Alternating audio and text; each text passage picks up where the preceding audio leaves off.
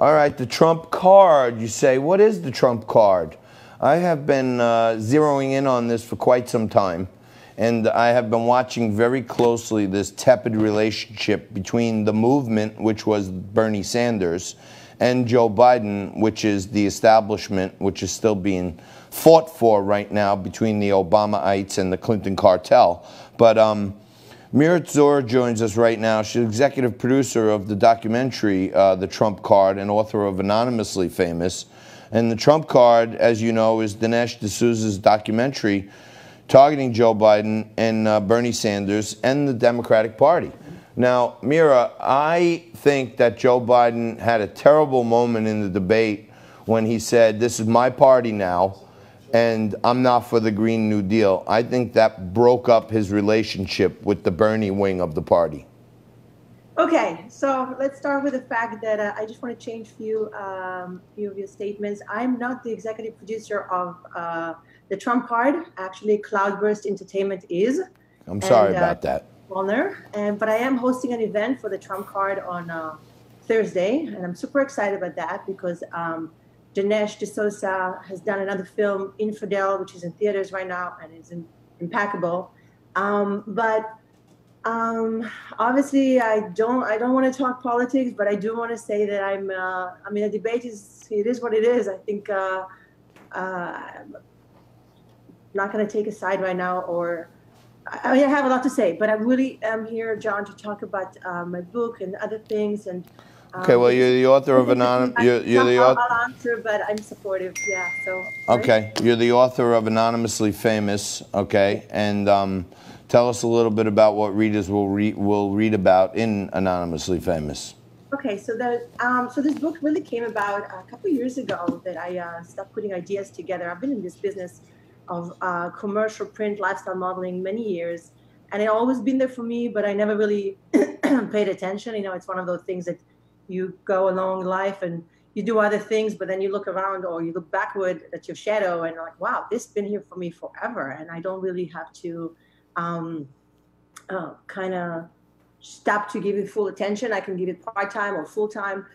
So Anonymously Famous is a guide to the world of commercial print lifestyle modeling.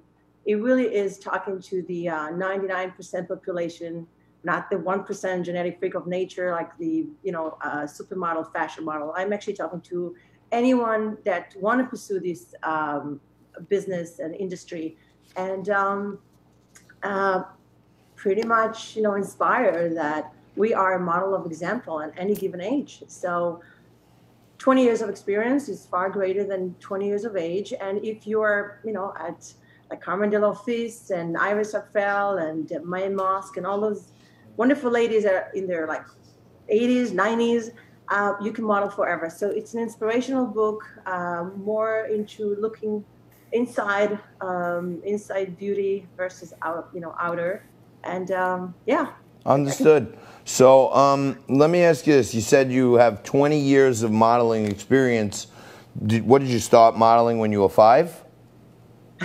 Pretty much, yeah. No, actually, I started really late. I started, well, if I tell you when exactly, now you yeah, well, you see, you almost fell for it. Yeah. You know what it is, John? I'm from Israel, so it's very, like, whenever people ask me when I came to America, I said, I came here after the military service, which is at the age of 20. Oh, how long you been here? I'm like, okay, well, just ask me how old I am.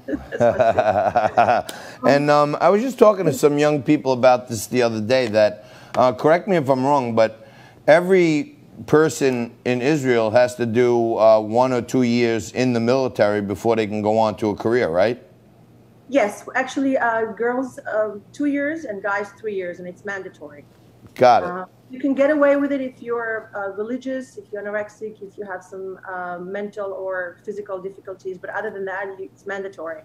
Well, I'd get it. Normally, you would get a position that will adjust what you're doing in life, but sometimes it's just, it's tough. Like my situation was tough because I was a ballerina back then, and the war started, and even though I was an accounting intelligence officer and I had a great position, when the war starts, all hell broke loose. So it's not You got to guard, you got to clean the bathroom, you got to do everything. Wow, that everybody else does.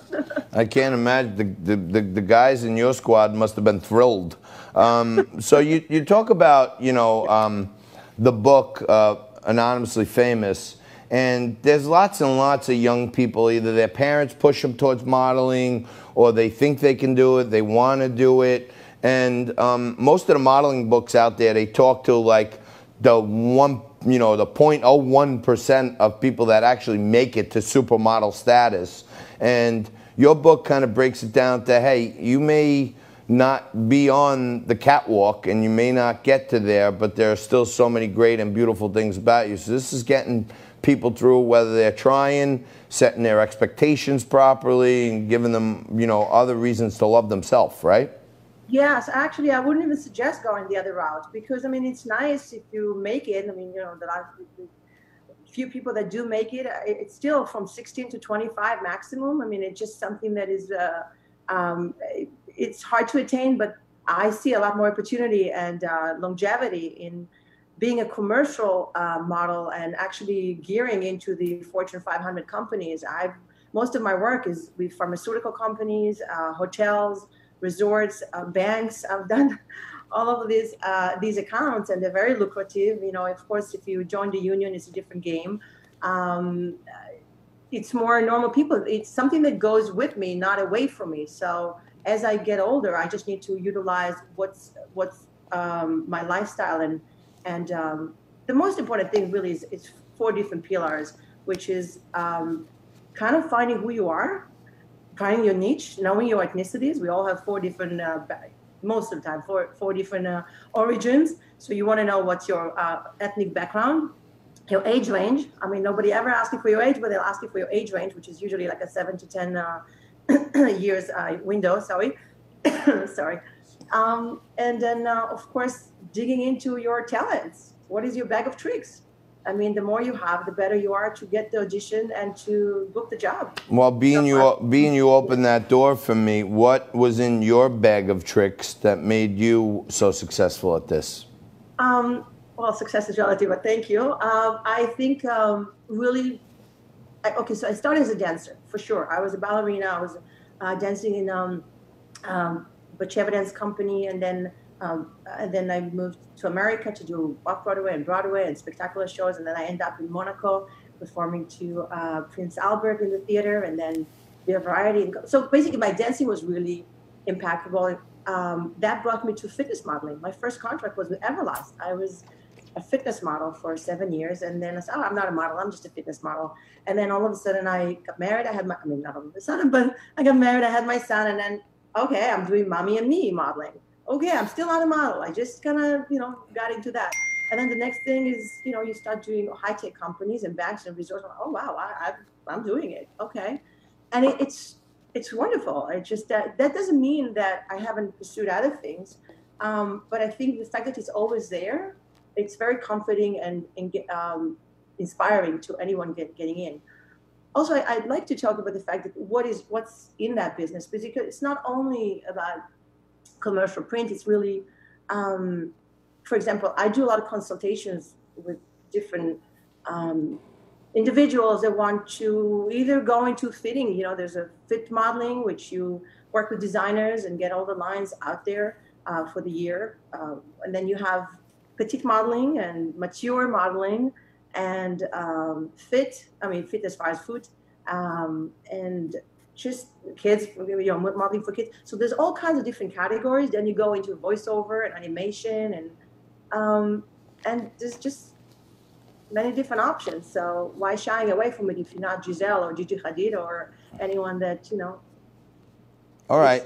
So you set up a movie screening fundraiser that's coming up in October. It's right here in the New York, New Jersey area. The documentary, The Trump Card, will be released on DirecTV Friday, October 9th. And I really appreciate you coming on, your first time on. We welcome you back and hope we'll see you again soon. Thank you, John. Just one more thing. I mean, I have a production company, so in that realm, we're going to do a lot more screenings, working with Cloudburst Entertainment, and I'm really looking forward to screen that film.